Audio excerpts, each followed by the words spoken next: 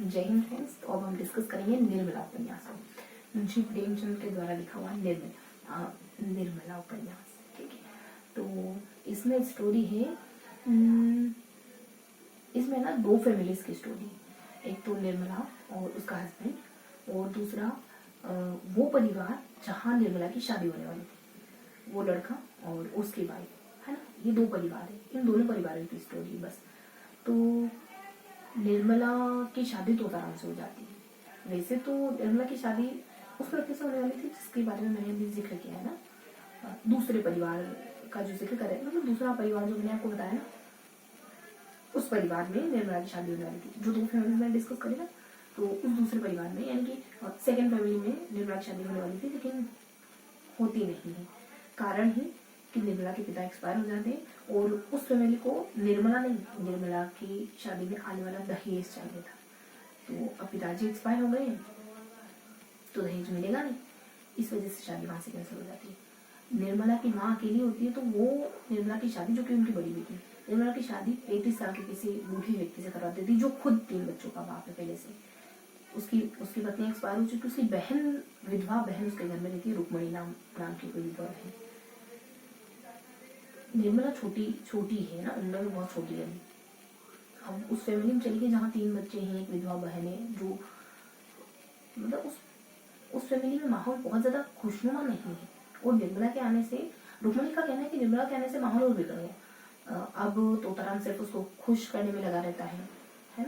नई नवीली वाइफ है उसकी, आए दिन कुछ तोहफे लाता है। निर्मला समझ नहीं पाती क्यों कर रहा है ये सब, क्यों मुझे रिझाने की कोशिश कर रहा है। उसके मन में प्यार नहीं पनप पाता तोताराम के, है ना। 3 बच्चे हैं, तो वो उन 3 बच्चों में अपनी जिंदगी को जीवन जीने के लिए कोई ना कोई सहारा तो चाहिए आपको। सहारा मतलब कोई ना कोई चीज आपके जीवन में ऐसी होनी चाहिए कि आप इसलिए जी रहे हैं, आपकी हर एक सांस इसको डेडिकेटेड है। कुछ तो होना चाहिए, तब जीवन लगता है कि हम जी रहे हैं। कि हाँ, ये चीजें जिसके लिए हम जीते हैं रोज, जिसके लिए हम रोज बढ़ते हैं, जिसके लिए हम रोज उठते हैं, जिसके लिए हम खा रहे हैं, जिसके लिए हम पी रहे हैं, जिसके लिए हम सब कुछ कर रहे हैं, है ना। तो निर्मला उन 3 बच्चों को मतलब पढ़ाती है। 3 बच्चों थे, बड़ा बेटा और निर्मला आपस में अच्छा सामंजस्य बिठा लेते, मतलब अच्छी बनने लगती। तोताराम को बात पसंद नहीं आती, तोताराम उसको हॉस्टल भेज देता है। अब निर्मला परेशान, मतलब निर्मला भी इतना अच्छा फील नहीं कर रही, और वहाँ पता नहीं नाम तो क्या है, लेकिन वो बच्चा भी इतना अच्छा फील नहीं कर रहा है। हॉस्टल जाके बीमार हो जाता है, निर्मला को मिलने तक से मना कर दिया जाता है कि तुम मिलने नहीं जा सकते हॉस्पिटल जाके उससे। फिर अचानक हॉस्पिटल का सीन आता है, निर्मला हॉस्पिटल में जाती, एक डॉक्टर से मिलती है। इत्तेफाक से ये वही व्यक्ति है जिससे निर्मला की शादी होने वाली थी पहले, जोशी इसका नाम।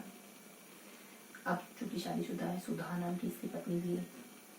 सब कुछ बताती है निर्मला कि पहले कैसे हमारी शादी होने वाली थी और शादी क्यों टूट गई, सिर्फ इस वजह से कि मेरे पिताजी एक्सपायर हो और अब दहेज नहीं मिल सकता, अब दहेज नहीं मिलेगा, इस वजह से ये कारण था शादी में ना होने का। अब उसकी पत्नी को भी एक क्लू मिल गया, मतलब एक पॉइंट मिल गया अपने पति को बार बार कुछ सुनाने का कि तुम ऐसे व्यक्ति हो, ऐसा ऐसा, मतलब नोकझोंक, है ना। और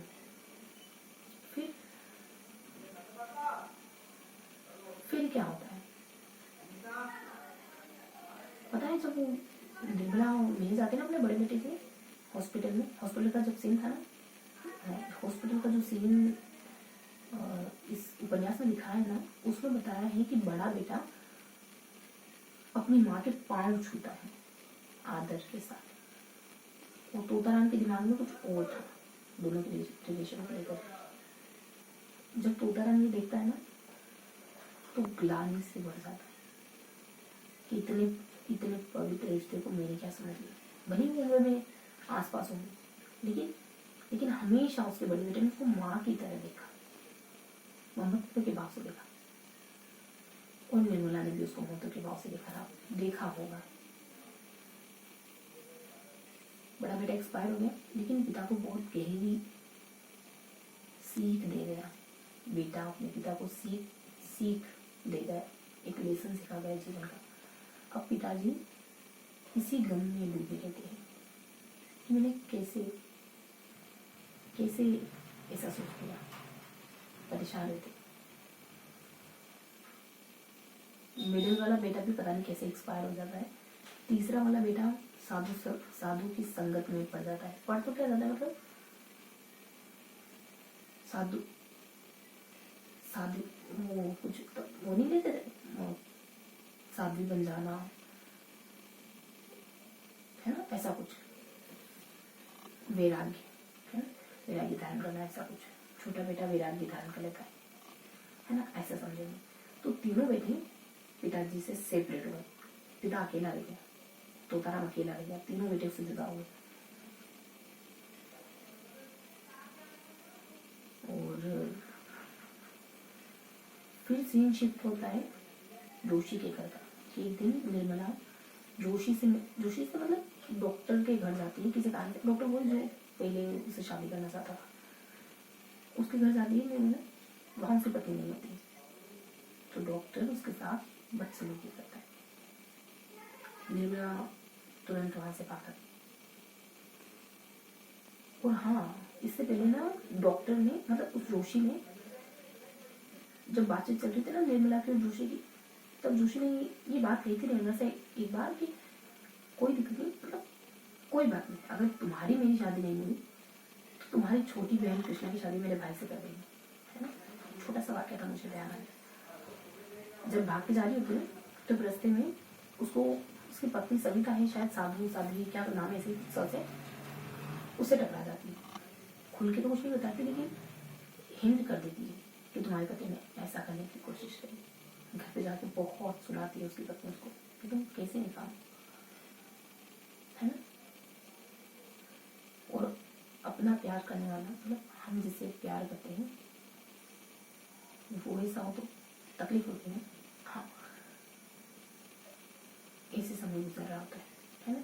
ये बैकग्राउंड, मतलब ये पृष्ठभूमि है पूरे उपन्यास में। निर्मला के पिता का नाम बाबूदे है और पत्नी का नाम कल्याणी है, मतलब कल्याणी और बाबूदे की बेटी है निर्मला, और कृष्णा भी, छोटी बेटी कृष्णा।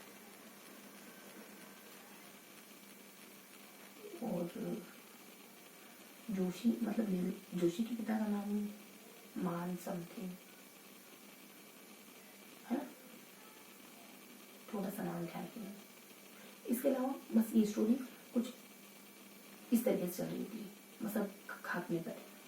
निर्मला फिर बीमार रहने लगती है और एक दिन एक्सपायर हो जाती है। लोग ये सोच रहे हैं कि निर्मला की चिता को अग्नि कौन देगा। फिर बूढ़ा व्यक्ति आता है और इस काम के लिए हमें करता है, जो कि अंततः तोता वाली होता है। उसका अर्थ है 35 साल का, मतलब 35 वर्ष। तो ये थी कहानी मुंशी प्रेमचंद्र की निर्मला। क्या बताना चाह रहे हैं मुंशी प्रेमचंद्र इसमें क्या बताना चाह रहे हैं कि क्या मैसेज करना चाह रहे हैं कि निर्मला, शायद ये स्टोरी उन्होंने अपने पृष्ठभूमि को देखकर ही लिखी होगी, मतलब जो उन्होंने देखा होगा उस समय जो चल रहा होगा, जैसा माहौल होगा शादी में, मतलब एज गैप है ना, महिलाओं के साथ बदसलूकी होना, और रेस्पेक्ट, माँ और बेटी का संबंध, जो भी उन्होंने देखा होगा ना अपने माहौल में, वो अपनी रचनाओं में कहना चाह रहे हैं। तो ये थी मुंशी प्रेमचंद की निर्मला। कहानी तो नहीं, निर्मला उपन्यास। मिलते इसी किसी अगले उपन्यास के साथ।